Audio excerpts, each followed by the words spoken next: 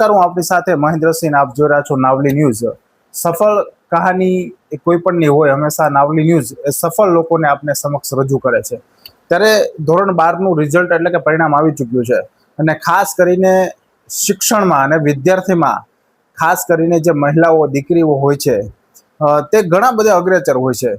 એવી જ રીતે ધોરણ 12નું જે પરિણામ આવ્યું, અને એમાં ખાસ કરીને મારી સાથે આજે સફળની જે કહાનીમાં જોડાયા છે એમનો આજે વાત કરીશું અને એમનો આપણે પરિચય લેશું.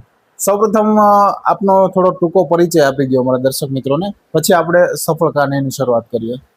મારું નામ ચુડાસમા ધારા પ્રતાપભાઈ છે. જી. મારી શાળાનું નામ Shri SV Doshi girls high school છે. મેં 2026માં લેવાયેલી એચએસસી બોર્ડ ગુજરાત બોર્ડની એક્ઝામ આપેલી છે, જેમાં મેં 98.40 PRએ હું પાસ થયેલ છું. જેમાં સમગ્ર સાવરકુંડલા તાલુકામાં આર્ટ્સ સ્ટ્રીમમાં હું પ્રથમ ક્રમાંક પ્રાપ્ત કરેલ છે. મેં જી, તો આપણી સાથે ધારા ચુડાસમા છે. પ્રથમ ક્રમાંક એમને કહ્યો છે એ પ્રમાણે આ એક પ્રથમ ક્રમાંક કોઈ ઓફિશિયલ આંકડો નથી હોતો.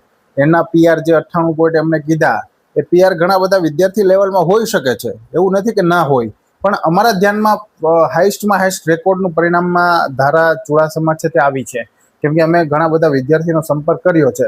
એટલે હાલ પ્રથમ કે વસ્તુ એક ગૌણ છે, પણ સારામાં સારા સાવરકુંડલા તાલુકાના વિસ્તારમાં સૌથી હાઈસ્ટ પરિણામ, અને એ પણ સરકારી શાળામાંથી લઈને આવ્યા છે.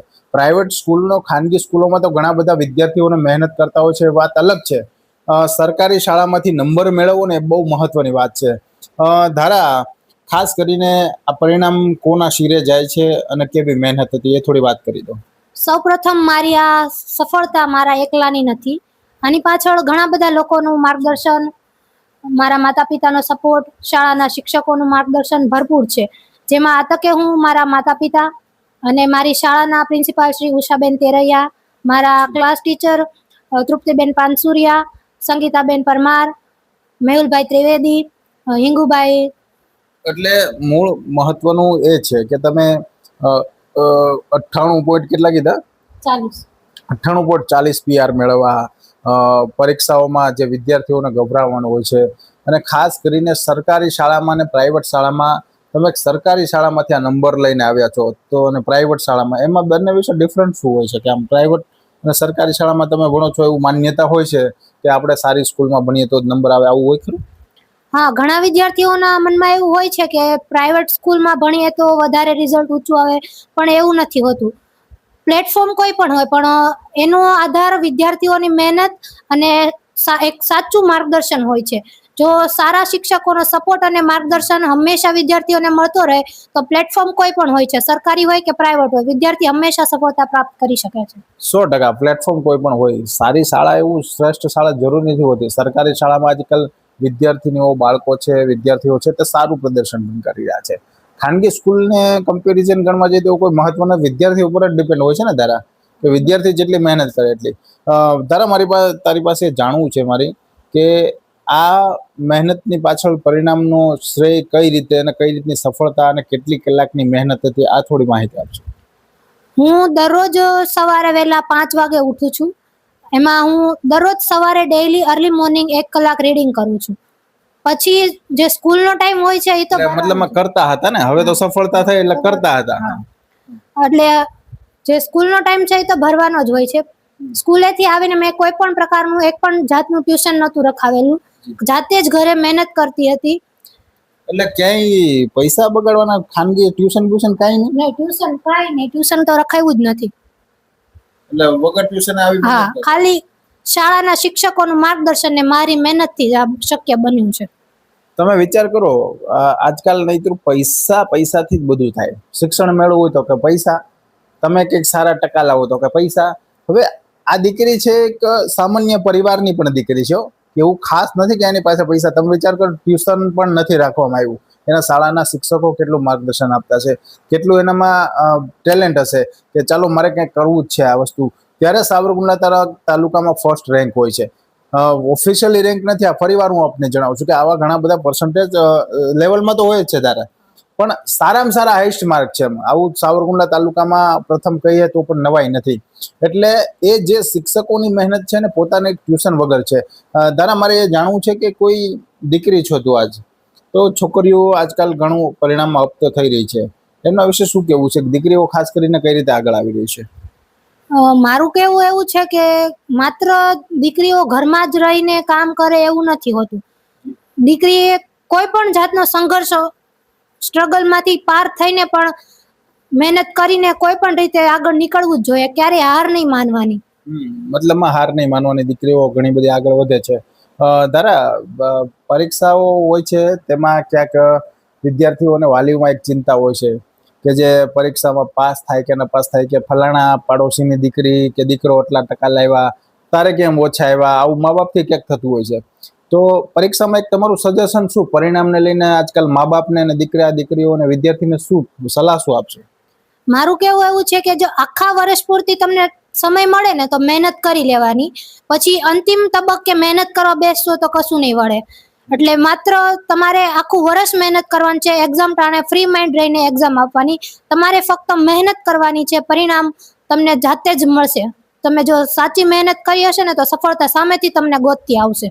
100% જાતે મહેનત કરવી એ સફળતા છે. પણ આજકાલ જે વાલીઓમાં એક એવું પણ હોય છે કે રમેશભાઈના ઘરે છે એનો દીકરો છે તો એ 99 લાવ્યો છે અને તું 90 લાવ્યો છે, તો આપણે એટલે શિક્ષણમાં ક્યાં ઈર્ષા હોય ખરી? આવી ઈર્ષાથી જોવો છો કે કઈ રીતે જોવો છો? તમે મહેનત કરી છે, તમને સારા માર્ક આવે છે, વિદ્યાર્થીનીઓ વચ્ચે વાતું પણ કરતા હશે, પાડોશી પણ વાતું કરતા હશે, આમાં શું કેવું કમ્પેરિઝનમાં? મારા મતે તો કમ્પેરિઝન એક વસ્તુ ખોટી છે. મારો તો એમ હું એટલો જ રાખું છું કે મહેનત કરો પણ કોઈને પાછળ રાખીને નહીં. આપણે આગળ કેમ થવું છે ને એ જોવાનું. કોઈને પાછળ રાખીને વિચાર કરવો એ આપણા માટે શક્ય નથી, બરોબર નથી. એમણે પોતે એવું કીધું કે આપણે અપ થશે, આપણી લીટી મોટી રાખશું તો કોઈની લીટી નાની રહેતી નથી, કોઈની નાની નથી કરવાની, આપણી મોટી કરવાની છે ને. ધારા જે પર્સન્ટેજ મેળવ્યા છે, પીઆર જે છે તે 12મા ધોરણનું પરિણામ હતું અને ખૂબ સારી મહેનત સરકારી શાળામાં કરી છે. ધારા મારે એક સવાલ એ પણ કરવો છે કે આજકાલ એક કિસ્સાઓ બને છે, આપણે એટલા માટે લોકો સુધી, નાવલી ન્યૂઝના દરેક દર્શક મિત્રો અને વાલી સુધી એટલા માટે પહોંચાડવું છે કે પરિણામ આવે છે તો ક્યારેક કોઈ નાપાસ થાય છે, કોઈના પર્સન્ટેજ ઓછા આવે છે, એવું કહે છે કે મેં ધાર્યું એવું નથી મળ્યું, તો આવા લોકો કંઈક સુસાઇડમાં જાય છે. વિદ્યાર્થીઓને આપણે અપીલ છે, આ શું બાબત, આવું શું કેવું તમારા મતે? ખરેખર તો એ વસ્તુ ખોટી છે. જો પહેલા જ આપણે જ્યારે ટાઈમ મળતો હોય છે ત્યારે વિદ્યાર્થીઓ બીજી અન્ય વસ્તુઓમાં પોતાનો ટાઈમ વેડફતા હોય છે. એ સમયે એને વિદ્યાર્થીઓને સાચું માર્ગદર્શન ના મળ્યું એટલે એવું થતું હોય, એમાં વિદ્યાર્થીનો વાંક નથી.